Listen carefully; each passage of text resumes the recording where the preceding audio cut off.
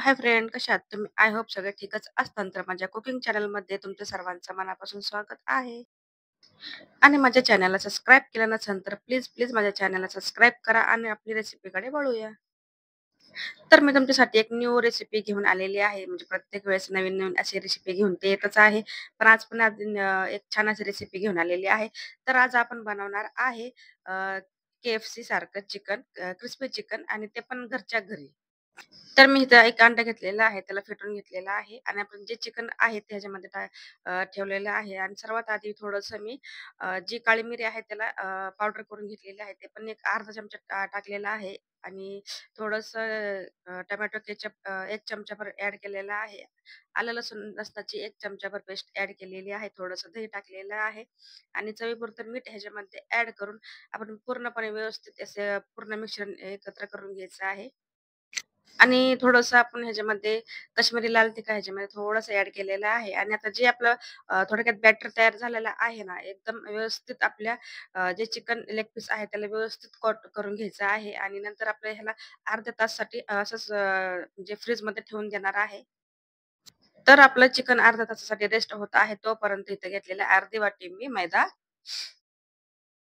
आणि हा व्हिडिओ शेवटपर्यंत नक्की पहा आणि तुम्ही तर पाहिलंच असेल की अर्धी वाटी मी घेतलेला आहे इथं मैदा आणि त्याच्यामध्ये थोडंसं 2 चमचे मी कॉर्नफ्लॉवर ॲड केलेलं आहे. थोडंसं काळी मिरीची पावडर ह्याच्यामध्ये अर्धा चमचा ॲड केलेली आहे आणि 1 चमचाभर मी ह्याच्यामध्ये लाल तिखट म्हणजे काश्मीरी लाल तिखट ह्याच्यामध्ये ॲड केलेली आहे आणि चवीपुरतं मीठ ह्याच्यामध्ये ॲड करून आपल्याला जे पावडर आहे हे करून घ्यायची आहे. नंतर आपल्याला आपल्या चिकनसाठी कोटिंगसाठी लागणार आहे. तर म्हणून हे पूर्ण मिक्स करून घेतेय. तर जे आपण मैदा मिश्रण आहे पूर्ण एकत्र करून घेतलेलं आहे आणि आपला अर्धा तास पूर्ण कंप्लीट झालेले आहे आणि आपलं जे चिकन आहे पूर्ण जे मसाल्यामध्ये आहे ना पूर्ण मिक्स असं झालेलं आहे. तर आपण जे तुम्ही मगाशी पाहिलेच असेल की जे जे मसाले मैद्यामध्ये जे मसाले वगैरे टाकून मी ॲड केलं होतं सगळं आणि ते नंतर आपल्या आधी म्हणजे थोडंसं मी थंड पाणी पण इथं 1 तांब्याभर थंड पाणी घेतलेलं आहे आणि तुम्ही पाहू शकता आपल्या जे हलक्या हाताने जेवढं होईल तेवढं हलक्या हाताने फक्त त्याला कोट करून घ्यायचं आहे. म्हणजे जी पावडर आहे ना व्यवस्थित लागली पाहिजे आणि नंतर आपण थंड पाण्यामध्ये ह्याला डिप करून परत आपण ह्याच मैद्यामध्ये ॲड करणार आहे. जर आपली पावडर व्यवस्थित लागलेली आहे, पण तरी पण आपल्याला थोडंसं ह्याला हाताच्या साहाय्याने झटकून असं पूर्ण असं, की म्हणजे एकदम खूप नाही, थोडंसं हाताला हे करायचं आहे, झटकायचं आहे. नंतर आपण तुम्ही तर पाहताच असाल, मी पाण्यामध्ये थोडंसं ह्याला ठेवून व्यवस्थित डीपमध्ये पाण्यामध्ये बुडवून घेतलेलं आहे. तर तुम्ही पाहिलंच असेल, की मी पाण्यामध्ये आपल्या चिकनला किती वेळ ठेवलेला आहे. 1 ते 2 सेकंदच झाले असतील. फार वेळ ठेवायचं नाही. जे आपण मैदा लावून घेतला होता, ते पूर्ण पाण्यामध्ये विरघळून जाईल. तर ते लक्षात ठेवायचं आहे. थोडंसं पाणी थंडच घ्यायचं आहे. तर तुमच्या हिशोबाने तुम्ही पाणी म्हणजे आपण जे साधं पाणी असतं ते पण ते घेऊ शकता. तर मी थोडंसं थंड पाणी घेतलेलं आहे.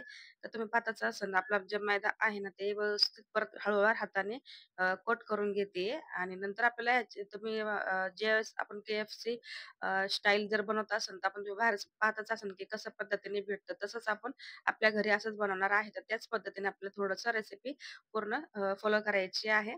तर तुम्ही पाहतच असाल, की त्याचे लेयर वगैरे पण खूप असे व्यवस्थित दिसतात ते. तर आता आपण एका कढईमध्ये तेल तापायला ठेवूया आणि साधारणपणे आपलं पूर्ण असं तेल म्हणजे तापलेलं आहे. आणि गॅसचा फ्लेम जी आहे ना, व्यवस्थित म्हणजे एकदम गरमच ठेवायचा आहे. कारण जे आपलं चिकन आहे ना, आतमध्ये पण शिजलं पाहिजे. हे पण थोडंसं लक्षात घेऊनच आपण व्यवस्थित अ, अ, जे आपलं चिकन आहे, KFC स्टाईल चिकन जे आहे ना, व्यवस्थित आपल्याला आतमध्ये शिजन असं थोडंसं लक्ष द्यायचं आहे.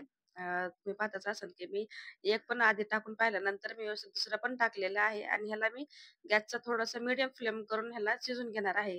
हाय फ्लेमवरती आपण जास्त ह्याला शिजू शकत नाही. फक्त हे वरच्यावर क्रिस्पी क्रंची वगैरे होतात, पण आतमध्ये अजिबात शिजणार नाही. असेच कच्चे राहतील. ते पण थोडंसं लक्षात ठेवूनच मी थोडंसं पूर्ण असं शिजून घेतलेलं आहे. तर तुम्ही पाहताच असाल, की एकदम क्रंची, क्रिस्पी आणि एकदम फार आणि तुम्ही लेयर पण त्याचे पाहू शकता व्यवस्थित असे झालेले आहे.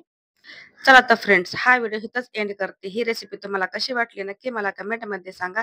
व्हिडिओ आवडला असेल तर व्हिडिओ लाईक करा, चॅनल सबस्क्राईब करायला अजिबात विसरू नका. Bye, take care.